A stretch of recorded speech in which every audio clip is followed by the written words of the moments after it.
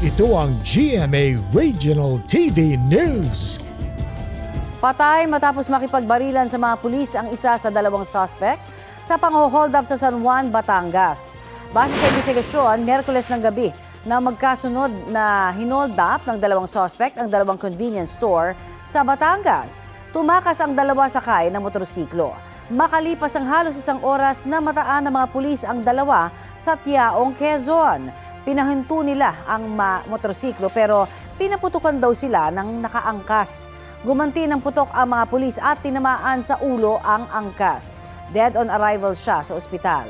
Nakatakas ang motorcycle rider na tinamaan din ng bala hanggang mahuli siya kalaunan. Na-recover ang isang baril, mga bala at perang pinaniniwala ang ninakaw.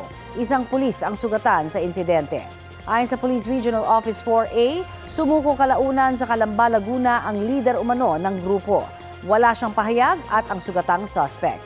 Iniimbestigahan pa ang insidente.